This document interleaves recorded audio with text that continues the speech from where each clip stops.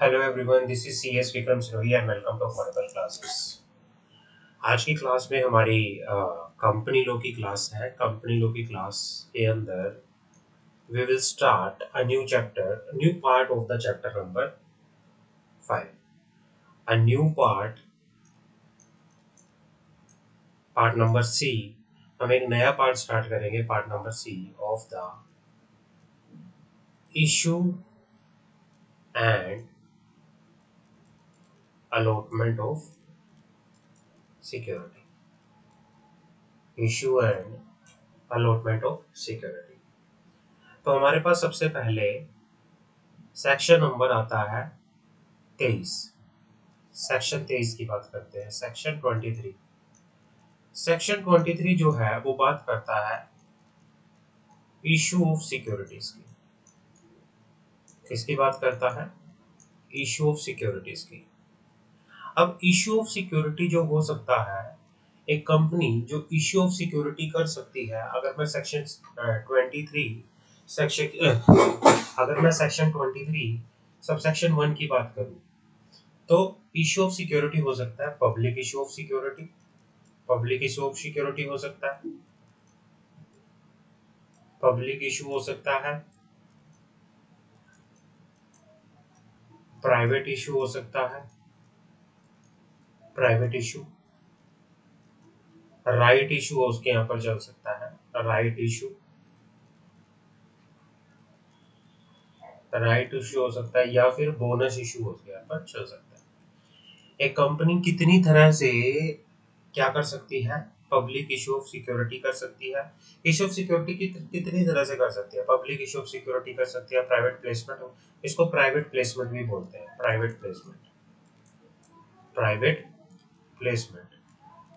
अगर आपसे कोई पूछे कि कंपनी कितनी तरह से पब्लिक इशू ऑफ सिक्योरिटी कर सकती है, कंपनी पब्लिक को शेयर इशू कर सकती है थ्रू प्रोस्पेक्टस, उसको पब्लिक ऑफर बोलते हैं।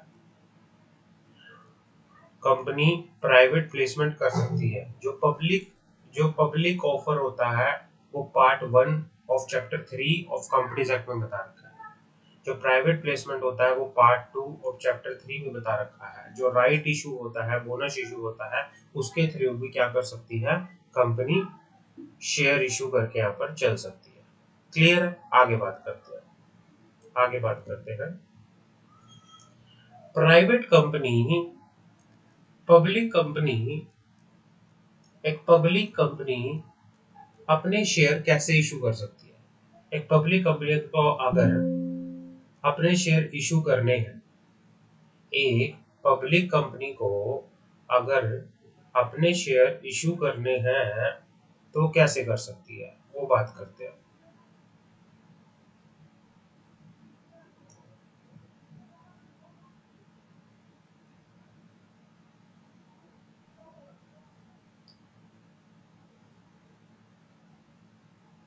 हाँ, आगे बढ़ते हैं। एक पब्लिक कंपनी को अपने शेयर इशू करना है, तो पब्लिक कंपनी अपने शेयर बाय पब्लिक इशू कर सकती है, प्राइवेट इशू कर सकती है, राइट इशू कर सकती है, राइट इशू कर सकती है, बोनस इशू कर सकती है।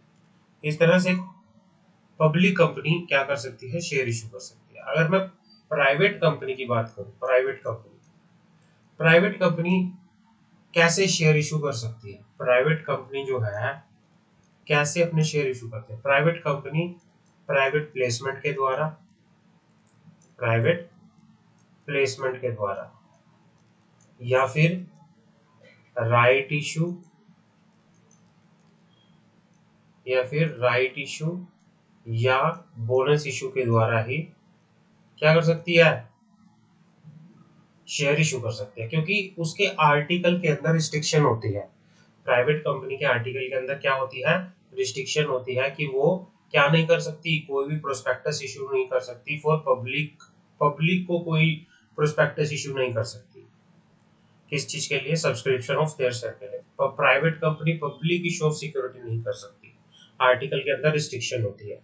अब कौन कौन से लॉ है जब एक कंपनी जो है इश्यू ऑफ सिक्योरिटी करती है, इश्यू ऑफ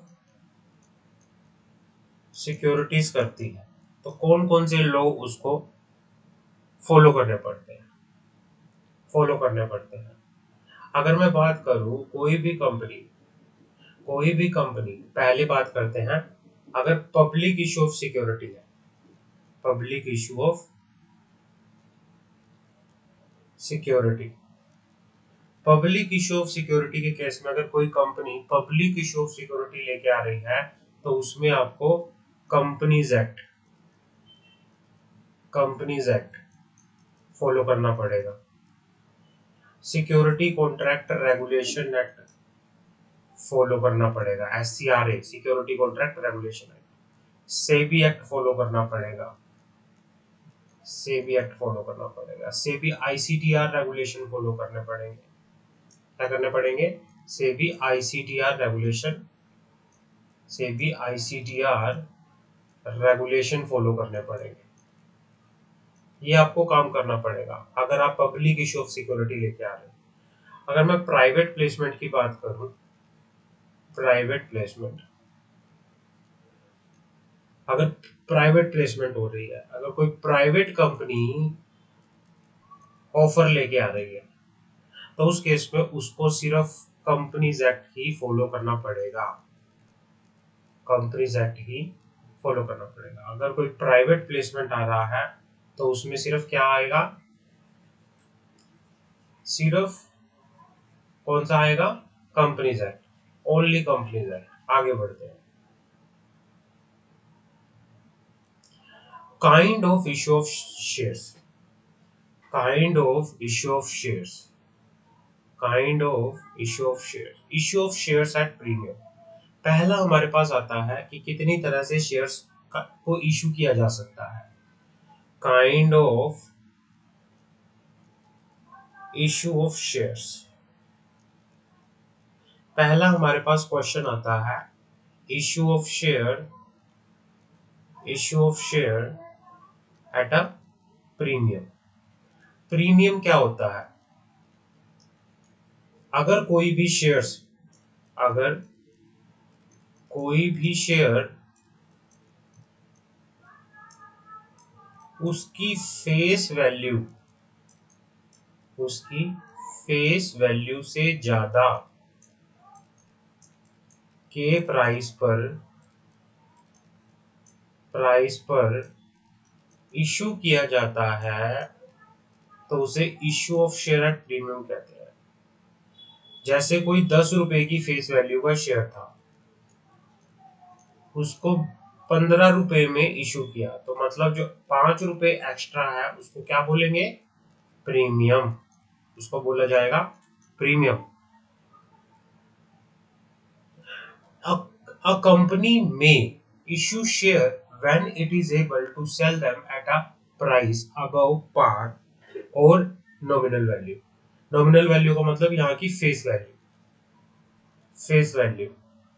भाई अगर कोई कंपनी शेयर इशू करती है प्रीमियम पे, when it is able to sell at a price above nominal value, the company does not stipulate any condition restriction relating to issue of security at a premium. भाई companies act के अंदर अगर company अपनी nominal value से ज्यादा के price पर share issue करना चाहती है तो कर सकती है। कंपनीज एक्ट के अंदर इसमें क्या नहीं है, कोई रिस्ट्रिक्शन नहीं है, कोई वो नहीं है। हाउएवर बट कंपनीज, देखो कंपनीज एक्ट क्या है, इशू करने के ऊपर दो, issue of shares at a premium. भाई कंपनीज एक्ट इशू करने पे कोई रिस्ट्रिक्शन नहीं लगाता, इशू करने के ऊपर कोई रिस्ट्रिक्शन नहीं लगाता, बट जो आप प्रीमियम कलेक्ट करोगे, जो आप प्रीमियम कलेक्ट करोगे उसको यूटिलाइज कैसे करना है उसके ऊपर क्या लगाता है? कंडीशंस लगाता है। ये कहना चाह रहा है कि however the companies act does impose condition regulating to utilization of the amount of the premium collect on security. भाई जो आपने प्रीमियम कलेक्ट किया है by issue of security premium, उससे जो आपके पास प्रीमियम आया है उस प्रीमियम का जो यूटिलाइजेशन है उसके ऊपर कंपनीज एक्ट क्या लगाता है, कंपनीज एक्ट उसके ऊपर लगाता है कंडीशन। कंपनीज एक्ट उसके ऊपर क्या लगाता है, कंडीशन, कंडीशन लगाता है। समझ आ गई। अब सिक्योरिटी प्रीमियम अकाउंट क्या होता है, what is the meaning of security, security premium account, what is the meaning of security premium account, इसकी बात कर लेते हैं। As per section 52 subsection 1 state that when a company issues shares at a premium for cash or otherwise, a sum equal to aggregate amount of the premium received on those shares shall be transferred to a security premium account at the provision of this act. Act relating to reduction of share capital shall accept has provided in this section only apply to security premium account where the paid up share capital of the company. ये कहना चाह रहा है, ये कहना चाह रहा है कि सिक्योरिटी प्रीमियम अकाउंट क्या होगा, कंपनी जब क्या करेगी, company when issue shares at a premium, जो कंपनी प्रीमियम पे सिक्योरिटी इशू करेगी, प्रीमियम पे शेयर इशू करेगी, जो उसे एक्स्ट्रा अमाउंट मिलेगा, जो उसे प्रीमियम रिसीव होगा, उस प्रीमियम को वो कहाँ ट्रांसफर करेगी, उसको ट्रांसफर कर देगी, उसको ट्रांसफर किया जाएगा सिक्योरिटी प्रीमियम अकाउंट के अंदर, सिक्योरिटीज प्रीमियम, प्रीमियम अकाउंट के अंदर, उसको कहाँ पे ट्रांसफर किया जाएगा, सिक्योरिटी प्रीमियम अकाउंट के अंदर। और इस सिक्योरिटी प्रीमियम अकाउंट को क्या बोला जाएगा, paid up share capital of the company. इस सिक्योरिटी प्रीमियम अकाउंट को पेड अप शेयर कैपिटल का पार्ट माना जाएगा। अगर इसमें से कोई अमाउंट निकलता है तो उसको रिडक्शन ऑफ शेयर कैपिटल बोला जाएगा, रिडक्शन ऑफ शेयर कैपिटल। अगर सिक्योरिटी प्रीमियम अकाउंट में से कोई पैसा निकलता है तो उससे क्या होगा, पेड अप शेयर कैपिटल का रिडक्शन होगा, रिडक्शन। समझ आ गई, आगे बढ़ते हैं। Utilization of share premium account, भाई अब क्या है, जो शेयर प्रीमियम अकाउंट है, security premium account, share premium account कह लो या सिक्योरिटी प्रीमियम अकाउंट कह लो, सिक्योरिटी प्रीमियम अकाउंट कह लो, इसका यूटिलाइजेशन किन किन चीजों के लिए किया जाएगा।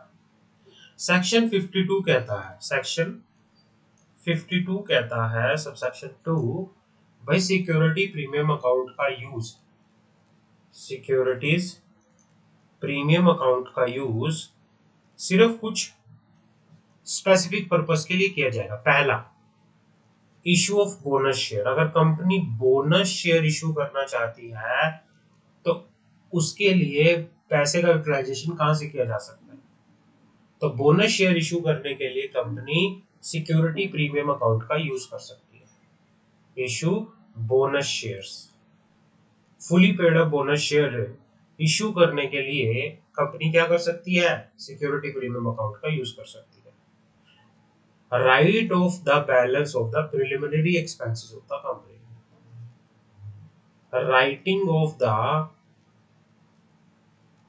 Balance of the preliminary expenses of the company। भाई कंपनी जो इनकॉर्पोरेशन, कंपनी ने इनकॉर्पोरेशन करने से पहले जो भी खर्चे किए थे उनको बोलते हैं, देख किसी कंपनी के, लिखो किसी कंपनी के इनकॉर्पोरेट होने से पहले, किसी कंपनी के इनकॉर्पोरेट होने से पहले प्रमोटर जो भी खर्चे करता है, प्रमोटर जो भी खर्चे करता है उसको प्रिलिमिनरी एक्सपेंसेस बोला जाता है, प्रिलिमिनरी एक्सपेंसेस बोला जाता है। उन प्रिलिमिनरी एक्सपेंसेस को राइट ऑफ करने के लिए भी किसका यूज किया जा सकता है? सिक्योरिटी प्रीमियम अकाउंट का यूज किया जा सकता है। क्लियर है? Point number B C, write off commission paid और डिस्काउंट अलाउड और expenses incurred on issue of shares और डिवेंचर ऑफ द कंपनी। ये कहना चाह रहा है कि जब आपने इश्यू ऑफ शेयर किया या डिवेंचर किया, उसको करते टाइम कोई कमीशन पे करी, कोई डिस्काउंट अलाउ किया, कोई एक्सपेंसेस किया, उन सबको राइट ऑफ करने के लिए भी क्या किया जाता है? सिक्योरिटी प्रीमियम अकाउंट का यूज किया जाता है। Point number D, for providing for the premium payable on redemption of any redeemable preference shares. भाई प्रेफरेंस शेयर्स को, डिवेंचर्स को रिडीम करने के लिए, है ना, उन पे अगर कोई प्रीमियम पे करना है तो उस प्रीमियम को पे करने के लिए भी क्या किया जाता है? शेयर प्रीमियम अकाउंट का यूज किया जाता है। और for the purpose of buyback section, ये purchase of it is on share का नाम लिखो बायबैक, बायबैक, बायबैक करने के लिए। पॉइंट नंबर 3, पहला राइटिंग ऑफ कमीशन, कमीशन को राइट ऑफ करने के लिए, कोई डिस्काउंट अलाउ किया है उसको राइट ऑफ करने के लिए, कोई एक्सपेंसेस किया है उसको राइट ऑफ करने के लिए। किससे रिलेटेड? कोई शेयर इशू करने में, कोई डिवेंचर इशू करने में। ठीक है ना? चौथा पॉइंट, अगर आपने कोई प्रीमियम पेबल है, अगर प्रीमियम पे करना है तो उसको पे कर सकते हो आप किन केस में? अगर आप रिडम्पशन कर रहे हो, रिडम्पशन किसका? प्रेफरेंस शेयर्स का। अगर आप प्रेफरेंस शेयर्स का रिडम्पशन कर रहे हो तब आप सिक्योरिटी प्रीमियम अकाउंट का यूज कर सकते हो, या आप डिवेंचर का रिडम्पशन कर रहे हो तब आप सिक्योरिटी प्रीमियम अकाउंट का यूज कर सकते हो। और लास्ट जो है, बायबैक करने के लिए, बायबैक ऑफ सिक्योरिटी करने के लिए भी आप क्या कर सकते हो? बायबैक ऑफ इक्विटी शेयर्स की बात कर रहे हैं, equity shares. Buyback of equity share करने के लिए भी क्या किया जा सकता है? सिक्योरिटी प्रीमियम अकाउंट का यूज किया जा सकता है। क्लियर? अब बात करते हैं prohibition on issue of share at discount. Prohibition on issue of shares at discount. भाई कंपनीज एक्ट का सेक्शन 53, सेक्शन 53 जो है वो एक कंपनी को मना करता है, सिर्फ स्वेट इक्विटी शेयर्स को छोड़ के। स्वेट इक्विटी शेयर्स जो है डिस्काउंटेड प्राइस पे इशू किए जा सकते हैं, बट उनको छोड़ के कोई भी शेयर्स कंपनी क्या नहीं कर सकती? डिस्काउंट पे इशू नहीं कर सकती। Section 53 state that except has provided in section 54, सिर्फ स्वेट इक्विटी शेयर को छोड़ के। और अगर हम स्वेट इक्विटी शेयर को छोड़ दें, स्वेट इक्विटी शेयर्स, इन शेयर को छोड़ के बाकी कोई भी शेयर अगर कंपनी डिस्काउंट पे इशू कर सकती है तो वो नहीं कर सकती। अगर ऐसा कंपनी ने किया तो वो क्या होगा? वॉइड होगा। Section 53 state that except has provided in the section issue of section 54 issue of sweat equity share, सिर्फ सेक्शन 54 को छोड़ के, स्वेट इक्विटी शेयर को छोड़ के कोई भी शेयर्स कंपनी डिस्काउंट पे इशू नहीं कर सकती। अगर वो डिस्काउंट पे इशू करती है तो वो क्या होगा? वो वॉइड होगा। वो क्या होगा? वॉइड होगा। एक्सेप्शन क्या है? एक्सेप्शन, इसकी एक एक्सेप्शन है। अ कंपनी में issue share at a discount to it is creditor when it is debt is converted into share in pursuant to the statutory resolution plan or debt restructuring scheme in accordance with the guidelines or direction or guidelines specified by the Reserve Bank of India under the Reserve Bank of India Act 1934। एक exception है कि भाई, exception क्या है? ये कहना चाह रहा है कि एक कंपनी जो है, अ कंपनी में issue share at a discount. Company कब इशू कर सकती है शेयर डिस्काउंट पे? जब वो अपने शेयर को किन को इशू कर सकती है? क्रेडिटर्स को, क्रेडिटर्स को। व्हेन, जब उसका क्या है, क्रेडिटर का डेट जो है कन्वर्ट हो जाता है, debt is converted into shares. जब किसी क्रेडिटर का डेट क्या हो जाता है, शेयर्स के अंदर कन्वर्ट हो जाता है किसी रेजोल्यूशन प्लान के according, in accordance with the resolution plan, in accordance with the resolution plan और debt restructuring, debt restructuring scheme. अगर किसी रेजोल्यूशन प्लान, किसी डेट रिस्ट्रक्चरिंग स्कीम के अकॉर्डिंगली अगर किसी क्रेडिटर का डेट शेयर्स के अंदर कन्वर्ट हो जाता है, तो एक कंपनी उस क्रेडिटर को डिस्काउंट पे शेयर क्या कर सकती है, दे सकती है। तो दो एक्सेप्शन है, पहला स्वेट इक्विटी शेयर्स और दूसरा अगर किसी रेजोल्यूशन प्लान, किसी डेट रिस्ट्रक्चरिंग स्कीम की वजह से आपके जो शेयर्स हैं वो कन्वर्ट हो रहे हैं, जो आपका डेट है वो कन्वर्ट हो रहा है शेयर के अंदर, तो क्या कर सकती है कंपनी, डिस्काउंट पे शेयर्स को इशू कर सकती है, बाकी नहीं कर सकती। अगर बाकी करती है तो वॉइड होगा और कंपनी के अंदर ऊपर पेनल्टी भी लगेगी। क्या कैसी पेनल्टी लगेगी कि when any company fail to comply with the provision of this section, such company and any officer who is in default shall be liable to a penalty of amount equal to amount raised through the issue of share at a discount or 5 lakh rupees whichever is less। भाई अगर आपने issue of share किया, issue of shares at a discount किया, अगर कोई company करती है सिर्फ एक्सेप्शन को छोड़ के, अगर कोई वैसे केस में करती है तो उसके ऊपर पेनल्टी लगेगी। कितनी पेनल्टी लगेगी, या तो उस अमाउंट के इक्वल लगेगी जितना आपने इश्यू ऑफ शेयर डिस्काउंट किया, या फिर 5 लाख रुपए, विच एवर इज लेस होगा तो उसमें क्या होगा, आपके ऊपर पेनल्टी लगेगी। And company shall also be liable to refund all money received, और कंपनी क्या करेगी, जो भी पैसा उसने issue of share at discount करके रिसीव किया है उसको वापस करेगी, और उसके साथ 12% इंटरेस्ट भी देके चलेगी। समझ आ गई, क्लियर है, आगे बढ़ते हैं। अलॉटमेंट ऑफ सिक्योरिटी, आगे बात आती है allotment of security. Allotment of security,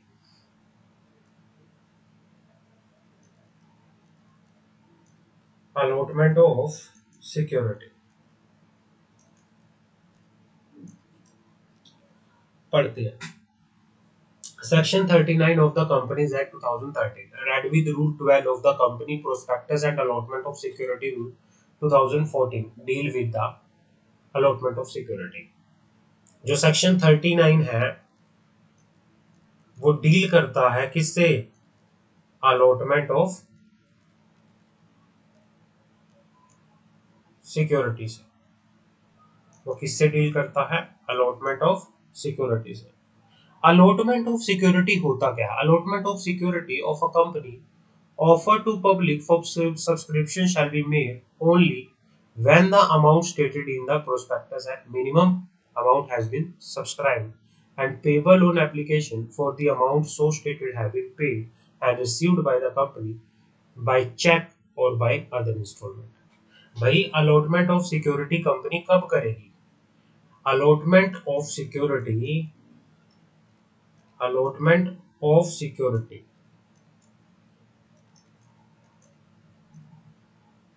company कब करेगी, करेगी। ये कहना चाह रहा है allotment of security, allotment of security company तब करेगी जब उसे जो मिनिमम सब्सक्रिप्शन